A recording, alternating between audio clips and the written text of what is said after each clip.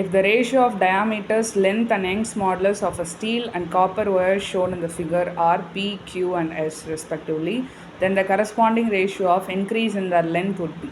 ஓகேவா? ஸோ இதில் ஃபஸ்ட்டு பாருங்களேன், ஸ்டீலுக்கும் காப்பருக்கும் ரேஷியோ, டயாமீட்டரோட ரேஷியோ, லென்த்தோட ரேஷியோ, யங்ஸ் மாடுலஸோட ரேஷியோ கொடுத்துட்டாங்க. இப்போது ஃபார் எக்ஸாம்பிள் டயாமீட்டரோட ரேஷியோன்னா ds/dc ஈக்குவல் டு பின்னு சொல்லலாம். அதே மாதிரி லென்த்தோட ரேஷியோ, யங்ஸ் மாடுலஸோட ரேஷியோ கொடுத்துருக்காங்க. ஓகேவா? ஸோ இந்த டயக்ராமில் இப்போ ஃபஸ்ட்டு ஒரு ஃபிக்ஸ்டு சப்போர்ட்லேருந்து ஸ்டீல் ஒயரை அட்டாச் பண்ணியிருக்காங்க. அதோட எண்டில் ஒரு வெயிட் அட்டாச் பண்ணியிருக்காங்க. அந்த வெயிட் கொடுக்கக்கூடிய ஃபோர்ஸ் வந்து 2N.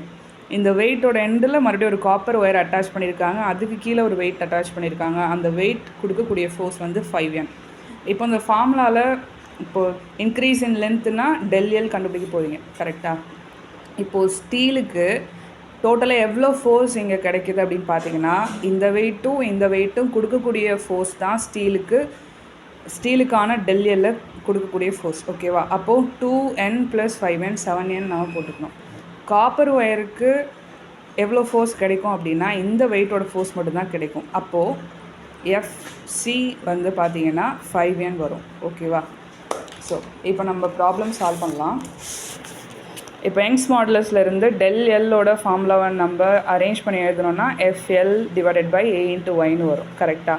ஸோ ஏங்கிறது கிராஸ் செக்ஷன். ஸோ இந்த ஒயர் அப்படிங்கிறது சிலிண்டர் ஷேப்பில் இருக்கும். ஸோ அதோட கிராஸ் செக்ஷன் வந்து சர்க்கிள் இல்லையா? அப்போ ஏரியா வந்து இவங்க கொஸ்டினில் என்ன கொடுத்துருக்காங்கன்னா லென்த் அண்ட் டயாமீட்டர். அதனால் area in terms of a length and டயாமீட்டரில் நம்ம மாற்ற போகிறோம். அதனால் இப்போது சிலிண்டர் மாதிரி இருக்குதுன்னு சொன்ன ஒயர், அதோட கிராஸ் செக்ஷன் வந்து சர்க்கிள் மாதிரி இருக்குது. சர்க்கிளோட ஏரியா ஃபார்முலா என்ன? πr².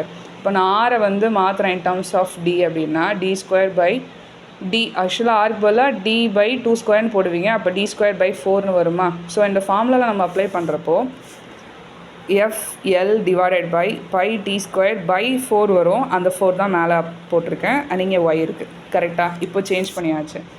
இப்போது ஸ்டீலுக்கு ஃபஸ்ட்டு எழுதலாம், அப்புறம் காப்பருக்கு எழுதலாம். ஸோ ஸ்டீலுக்கு எழுதுகிறப்போ S மட்டும் சேர்த்தாச்சு. ΔLS = 4 × Fs × LS/π/ds² × ys. So for காப்பருக்கு எழுதுகிறப்போ ΔLC = 4Fc × LC/π/dc² YC. ஓகேவா? இப்போது ரெண்டுத்துக்குமான ரேஷியோ தானே கேட்குறாங்க. ஸோ ΔLS/ΔLC = இந்த ஈக்குவேஷன் அப்படியே வரும். ஸோ இது நம்ம கீழே டிவைடில் போடுறப்போ ரெசிப்ரோக்கலாக வரும் இல்லையா? ஸோ அதனால் நான் ஸ்ட்ரைட்டாக மல்டிப்ளை போட்டு இது ரெசிப்ரோக்கலாக எழுதிட்டு, ஸோ கேன்சல் பண்ண டேர்ம்ஸ்லாம் மீதி போக நமக்கு என்னென்ன இருக்குன்னா, ஃபோர்ஸ் இருக்கும், லென்த் இருக்கும், டயாமீட்டர் இருக்கும், அண்ட் யங்ஸ் மாடுலஸ் இருக்கும். சரியா?